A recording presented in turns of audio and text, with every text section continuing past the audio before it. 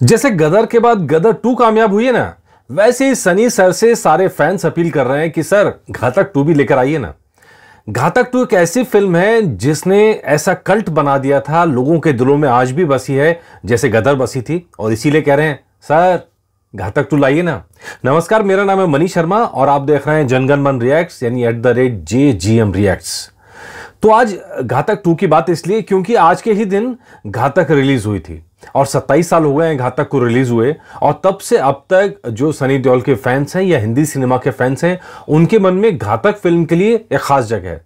आज भी जब मैं ट्विटर पर जाता हूं तो खास काशी के नाम से एक ट्विटर हैंडल है जो काफी लोकप्रिय है, और वो काशी के नाम से जो ये ट्विटर हैंडल है खास तौर पर घातक फिल्म का जो कैरेक्टर था काशी का, सनी देओल का, उसके नाम पर बना है।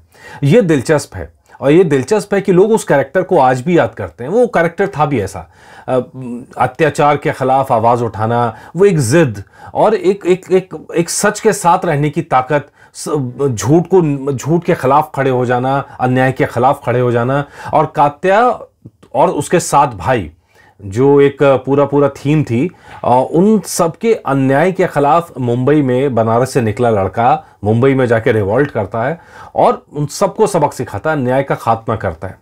वो जो कैरेक्टर है ना उस फिल्म में, जो बाप और बेटे का किरदार है अमरीश पुरी और सनी देओल के बीच में, वो भी लाजवाब है। आज भी वो सीन देखते हैं तो कहीं ना कहीं आपको इमोशनली टच करता है। अब फिल्म की कहानी के हिसाब से बात करें तो शायद अमरीश पुरी तो जा चुके हैं, तो वो कैरेक्टर तो उस फिल्म में भी कैरेक्टर की डेथ दिखा दी थी। शंभू शायद कैरेक्टर था, तो वो उस फिल्म में भी कैरेक्टर की डेथ दिखाई दी थी। तो कहानी वहां से नहीं, लेकिन जैसे गदर की कहानी आगे बढ़ी है वैसे ये कहानी भी आगे बढ़ने के इसमें काफी स्कोप है। अत्याचार तो खत्म होता नहीं है, अत्याचार तो आज भी मौजूद है, और वो जो गरीबों की आवाज है, ये मजदूर का हाथ है कात्या, ये जो डायलॉग्स है ना वो लाजवाब है। तो अब मैं इसलिए घातक 2 की बात भी कर रहा हूं क्योंकि राजकुमार संतोषी और सनी देओल फिर से एक बार काम करें लाहौर 1947 में, और अब वो वक्त आ गया है जब दोनों मिलकर काम करेंगे तो बैठ के बात भी करेंगे। इसी दौरान ये चर्चा भी होनी चाहिए, चर्चा भी छिड़नी चाहिए कि घातक 2 क्यों नहीं। तो चलिए, ये चर्चा तो पहले भी उठी थी, 2018 में भी उठी थी कि घातक 2 पे काम होगा, लेकिन उस दौरान शायद ये चीज परवान नहीं चढ़ पाई। लेकिन अब वक्त अच्छा आ गया है तो उम्मीद करते हैं इसकी दिशा में भी सोचा जाए। और घातक 2 की बात इसलिए क्योंकि जैसे मैं फिर कह रहा हूं कि आज ही के दिन रिलीज हुई थी और इसकी जो चीजें हैं वो बड़ी शानदार हैं। जैसे मीनाक्षी शेषाद्री की ये आखिरी फिल्म थी। इस फिल्म के बाद मीनाक्षी शेषाद्री बॉलीवुड को उस समय के हिंदी सिनेमा को अलविदा कह के चली गई थी, और मीनाक्षी शेषाद्री और अमरीश पुरी के साथ जो जोड़ी थी, ये तिगड़ी कहना चाहिए, वो दामनी में भी थी और उससे पहले घायल में भी थी, और इस फिल्म में भी साथ में नजर आई थी। और राजकुमार संतोषी के साथ भी ये जो फिल्म थी, तीसरी फिल्म थी। इसके बाद वो राजकुमार संतोषी के साथ भी काम नहीं कर पाए थे, और लंबा अरसा इस तिगड़ी को याद, इस पूरी जो ये मंडली बनी थी इसको हमेशा याद रखा जाता है हिट ब्लॉकबस्टर्स देने के लिए।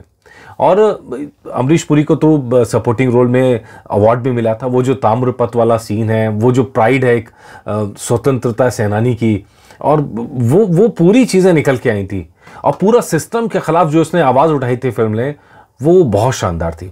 तो खैर कुल मिला के 6.25 करोड़ रुपए का बजट था फिल्म का, जिसमें कहा जाता है प्रोडक्शन का तो सिर्फ 3 करोड़ के आसपास का बजट था, और इसने बॉक्स ऑफिस पर 15 करोड़ 23 लाख रुपए कमाए थे, और वर्ल्ड वाइड में 26 करोड़ 26.5 करोड़ के करीब कमाई की थी। और उस वक्त की सबसे टॉप फिल्मों के अंदर शामिल थी घातक 2, घातक, जिसकी हम चर्चा कर रहे हैं कि घातक 2 बनाई जानी चाहिए।